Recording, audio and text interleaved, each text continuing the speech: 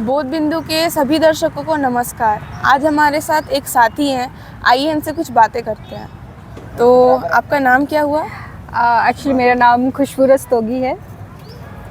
मैं अभी मैं चतरा डिस्ट्रिक्ट से बिलोंग करती हूँ, बट अभी रांची में स्टे कर रही हूँ फॉर स्टडी पर्पस। अच्छा, तो मतलब आप स्टूडेंट हैं? हाँ, स्टूडेंट बोल सकते हैं। हाँ, आप पढ़ाई मतलब कि आप तैयारी कर रही हैं एग्जाम हाँ। की। तो आज आप यहाँ हमारे साथ स्टॉल पर कैसे, मतलब आपको पता चला? अभी जैसे मेरा रेगुलर डेली का रूटीन है, हम ऑक्सीजन पार्क हमेशा आते हैं, तो यहाँ से क्रॉस कर रहे थे तो आपके हाथों में वो डर का बुक था, उसके ऊपर जो टाइटल था, तो मेरा आई काफ़ी कैच किया कि अरे ये तो आचार्य प्रशांत का बुक स्टॉल है। तो एक टेम्पटेशन होता है, तो हम खींचे चले आए और अभी आपके पास है। मतलब आप पहले से सुन रही हैं? हाँ। तो हम कोरोना टाइम से ही उनको काफ़ी कोरोना इवन हम उनको कोरोना टाइम से पहले से भी देते थे, लेकिन हाँ, उनका हिंदी बोलने का जो तरीका है, उनका लैंग्वेज पे जो कमांड है, तो वो थोड़ा इम्प्रेसिव और बातों का क्या क्वालिटी अच्छा लगा? मतलब क्यों सुनते हैं, मतलब क्यों सुनना चाहिए और क्यों सुनना शुरू किया? मैं क्योंकि मेरे पास जितने भी डाउट्स होते हैं ना, एक्चुअली आचार्य प्रशांत को सुनने के बाद मेरे सारे डाउट्स ऐसे क्लियर हो जाते हैं। जितने मेंटल डॉट्स है वो एक इमेज बनाता है और उनको क्लैरिटी ज़्यादा मिलता है। और इससे पहले भी हम ओशो और आर्ट ऑफ लिविंग के श्री श्री रविशंकर और कुछ भी स्पिरिचुअल्स में जितने भी और अदर गुरु लोग हैं, उन लोगों को सुनते रहे हैं, बट जो चीज़ हमको आचार्य प्रशांत से मिला है उसको तो कभी कंपेयर आपने कहा वो डाउट्स को दूर करते हैं, तो किन तरीके का डाउट्स आप थोड़ा सा बता सकते हैं? डाउट्स मतलब उनको किसी भी चीज़ का पूरा कंसेप्चुअली नॉलेज नहीं मिल पाता था कि कोई चीज़ क्यों है, क्या है, कैसे है। सामाजिक चीज़ों हाँ, सामाजिक चीज़ें, लाइक अगर मेरे अंदर डर है तो वो कहाँ से बिल्ड हो रहा है, मेरे अंदर अगर गिल्ट है तो कैसे फॉर्म हुआ, फिर गिल्ट को हम कैरी कर रहे हैं। एक्चुअली मेरे अंदर जो टेंडेंसीज इंसान के सभी इंसान में बराबर होती है, डर, क्रोध, वो सारी चीज़ें, तो वही कहाँ से आती हैं, क्यों आती हैं? आप उन चीज़ों से परेशान? वो चीज़ हमको पता होता था कि हम गिल्ट में, लेकिन ये नहीं पता था कि रीजन कहाँ से, परेशान क्यों है, हाँ, जनरेट हो रहा है, कैसे क्या वो सारी चीजें थोड़ी क्लियर हो रही हैं। कनेक्शन मिल जाता है, वो रूट पता चलता है कि हाँ ऐसा ऐसा है। और अभी आपने कहा कि मैं पहले इन लोगों को सुनती थी और अब आचार्य प्रशांत को सुनती हूँ, उनकी बातें ज्यादा ये लगती हैं, तो क्या डिफरेंशिएट करता है उनकी बात? वो उनकी बातें मेरे हिसाब से काफ़ी साइंटिफिक होता है, क्योंकि हम भी एक टाइम इंजीनियरिंग स्टूडेंट रहे हैं, तो इस फ्रॉम आईआईटी, तो एक उनका जो लोगो है ना आईआईटी आईएम का, तो एक ब्रेन में ही ऑलरेडी है कि as a very intellectual person, जो भी बोलेंगे साइंटिफिकली प्रूवन होगा।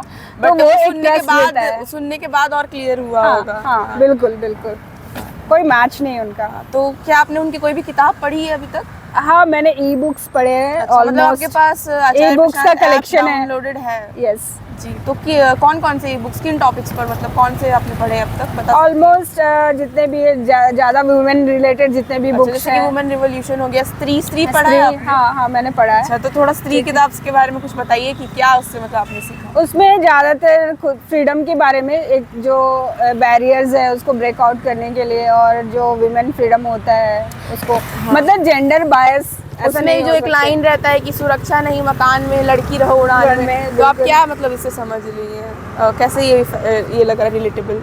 हाँ बिल्कुल, अगर क्योंकि घर में भी तो आप किसी ना किसी पिंजरे में ही कैद है, ठीक है, आप लग्जरी में कैद है, लेकिन अगर आप घर से बाहर है तो एक लग्जरी में भी आपका जो एक कंफर्ट जोन बिल्ड होता है वो भी एक तरह का कैद ही है।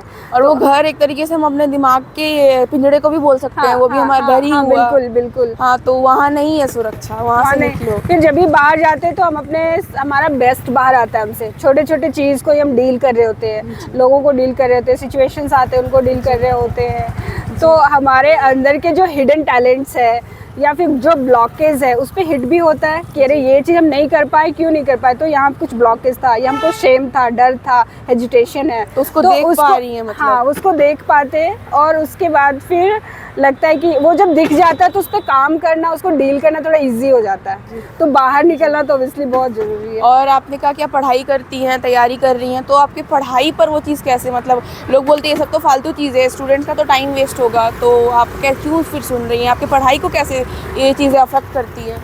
नहीं, ये पढ़ने के लिए क्या चाहिए आपको? एक बहुत शार्प, क्लियर, शांत दिमाग चाहिए, जहाँ पे चीज़ें आप अच्छे से ऑब्जर्व कर पाओ, जो कंटेंट जाता है सब्जेक्टिव जो भी सिलेबस में या जो भी है। तो एक शांत दिमाग कब होता है? जब वो डरा हुआ नहीं हो, ठीक है, वहाँ पे किसी तरह का हेजिटेशन नहीं हो, लालच नहीं हो। तो अगर वो सब चीज़ें अवेलेबल है तो आपके पास शांत दिमाग है नहीं, और अगर आपके पास शांत दिमाग नहीं है तो आप अपने सिलेबस के साथ भी जस्टिफाई तो करोगे नहीं, वो भी इसके साथ इनजस्टिस ही है। तो अगर और पीछे जाके हम अपने पर्सनल लेवल पर देखें, जो पढ़ने के लिए शांत दिमाग चाहिए, तो वहाँ पे जितने भी हलचल है तो उस हलचल को कम मिनिमाइज़ करने या ख़त्म करने, और शांत दिमाग जो एक फर्टिलिटी चाहिए वो आचार्य प्रशांत की बातों और एक उनके वो एक इन्वायरमेंट जनरेट हो जाता है। तो मुझे लगता है कि आई थिंक पूरे स्कूल्स में ये एक क्लास ही होना चाहिए, और सबसे पहले अपने माइंड पे काम करना आना चाहिए, क्योंकि हम लोग बहुत टूट फूट हो जाता है, बड़े हो जाते हैं थोड़ा झेल के, तो फिर कहीं से कोई आता है मसीहा टाइप और बता रहा होता है कि नहीं साइकोलॉजिकल इश्यूज़ है, ये यहाँ तोड़ फोड़ चीज़ें, फिर हम करेक्ट करते हैं। और लेकिन अगर हमको बचपन से पता है तो हम वो सब चीज़ को मेंटेन करके आगे तक जा सकते हैं। मतलब किसी भी काम को करने के लिए दिमाग का शांत होना, स्थिर होना जरूरी बहुत है, जरूरी है, और क्रिएटिविटी के लिए जरूरी हाँ, है। और एक स्टूडेंट के लिए तो और भी ज़्यादा ज़रूरी है, क्योंकि हम लोग कॉलेज में जाते हैं, नई चीज़ें सीखते हैं, कुछ पढ़ाया जा रहा है। अगर दिमाग में मेरी ये प्रॉब्लम्स चल रही हैं, टेंडेंसीज हावी है, कुछ और बातें चल रही है, तो हम पढ़ाई भी कैसे करेंगे? बिल्कुल। तो यानी कि जो स्टूडेंट्स बोलते हैं कि नहीं इनको सुनने से मेरा टाइम वेस्ट होता है, तो टाइम वेस्ट नहीं होता है, तुम्हारा टाइम और सेव होगा। तो एज अ स्टूडेंट वो चीज़ें हम लोग रिलेट कर पाते हैं, आप ज़्यादा प्रोडक्टिव हो पाते और हैं, आपका ज़्यादा स्पीड बढ़ जाता है, चीज़ों को ग्रास्प बहुत अच्छे से कर पाते हैं, कॉम्प्रहेंड अच्छा कर पाते हैं। हाँ। तो नो डाउट ये चीज़ है। और गीता सत्रों के बारे में क्या आपको पता है? हाँ, मुझे गीता सूत्रों के बारे में पता है, but to be very honest मैंने अभी कुछ ऐसे ज्वाइन नहीं किया, क्योंकि मेरे इधर रिसेंटली एग्जाम्स थे, तो मैंने पोस्टपोन करके रखा है। अभी क्या है, मेरा प्लेलिस्ट होता है आचार्य प्रशांत के चैनल का, तो प्लेलिस्ट में ही जैसे डर टॉपिक पे जितने भी वीडियोस है मैंने ऑलरेडी नोट्स बना के रखे हैं। अच्छा, आप नोट्स भी बनाती हैं, यानी कि आप इम्पोर्टेंस दे रही है, उससे आपको मिल रहा है। हाँ, उनके साथ उनके सेशन में हम नहीं गए, लाइव सेशन में भी नहीं गए, बट हाँ उनके इन फ्यूचर आप उस पर काम कर सकते हैं। अगर आप तो उस रास्ते पे हो तो आप आगे, क्योंकि हम भी पहले बहुत दिन तक यूट्यूब से ही सुनने थे। हाँ। ठीक है, हम भी स्टूडेंट थे, बट जब लाइव से जो चीज़ यूट्यूब पर जाता है वो लाइव सेशन से ही वहाँ से ही कट होकर जा रहा है। तो जब लाइव सेशंस में होता है वो एक प्रॉपर शेड्यूल्ड वे में हमारा एग्जाम होता है, एवरीथिंग होता है, वहाँ पे जो चीज़ें समझ में आती है, और ऐसा नहीं है कि यूट्यूब पे समझ में नहीं आती, लेकिन वहाँ जो कंसिस्टेंसी है और चीज़ें जो एक मतलब कि एकदम प्रॉपर वे में है, तो वो चीज़ें बहुत ज़्यादा इफेक्टिव होती है। वो मेरे को पर्सनल वे में वो चीज़ें काफ़ी समझ में आएगी, हमको पहले जुड़ना चाहिए था। तो ये चीज़ें मैं आपको बताऊंगी, बट आपका वो जो अपना पर्सनल ये है आप उस पर देखिए, वो तो आप पढ़ ही रही हैं, समझ रही हैं। तो क्योंकि मैंने उसको पोस्टपोन इसलिए भी कर रखा है ना, क्योंकि उसके लिए पूरा एक वो हम इन बेईमानी नहीं कर सकते, क्योंकि हमको चाहिए कि जब भी हम उनके सत्र को ज्वाइन करें मेरा दिल दिमाग आत्मा तो मतलब आप सब ज्वाइन करने को सोच रही हैं और आप ज्वाइन करने के तरफ बढ़ रही हैं, ये चीज़ है जी। तो मेरे एग्जाम से मार्च अप्रैल तक खत्म होंगे, वो खत्म करने के बाद फिर, क्योंकि मेरे सिलेबस के लिए हमको बहुत टाइम उसमें देना होता है, जी। तो मुझे लगता है कि उसको थोड़ा सा रख के मैंने अपने दिमाग को उनके थ्रू शांत कर रखा है, तो अभी हम उसका यूज़ कर पा रहे हैं। ये एग्ज़ाम देने के बाद ऑलमोस्ट इतना ज़्यादा यहाँ पे जमा हो जाता है, तो फिर वो हम कर लेंगे। ऑलमोस्ट मुझे कॉल आते हैं, बहुत सारी दीदी लोग हैं कॉल करती है, वो काफ़ी अच्छे से डील करती है, तो मैंने सबको बोल के रखा है ठीक है, आपको बोलने का ज़रूरत नहीं, हम ऑलरेडी उसको ज्वाइन कर लेंगे।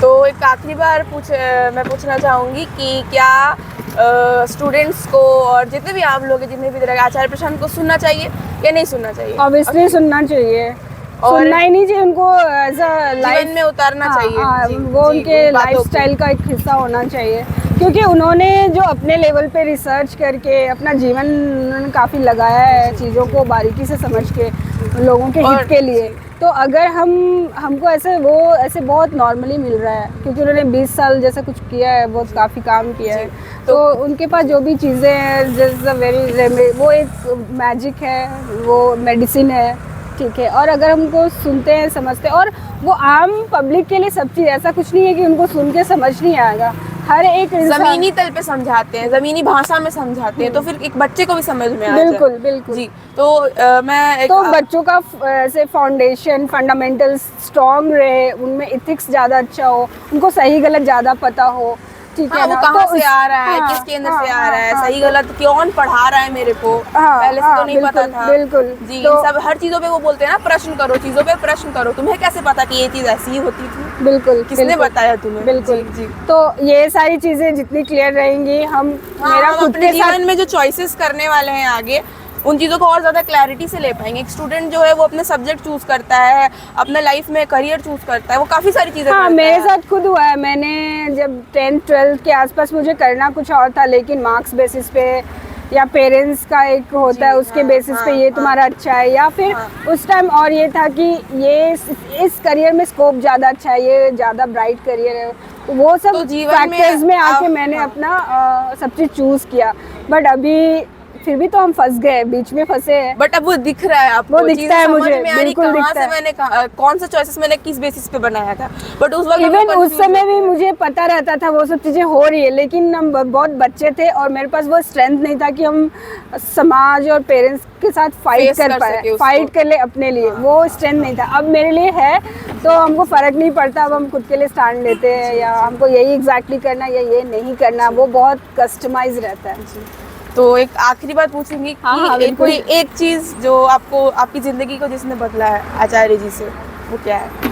वो हमेशा बेखौफ होने की बात करते हैं, ठीक है, निडरता। निडर होना मेरे अंदर, क्योंकि एज अ फीमेल कहीं ना कहीं कंडीशनिंग मेरी रही थी डर को लेके। चाहे वो एज अ फीमेल के तौर पे मुझे बड़ा किया होगा कि अरे लड़की है तो ऐसा ये वो, क्योंकि हम जिस जगह से आते हैं या फिर जिस फैमिली से, वहाँ पैट्रियार्की थोड़ा ज़्यादा है। तो जब भी हम इनसे कनेक्ट होते थे तो वो डर पे हमेशा चोट हुआ है, उन्होंने चोट किया है, तो मेरा डर ना बहुत मिनिमाइज हुआ है।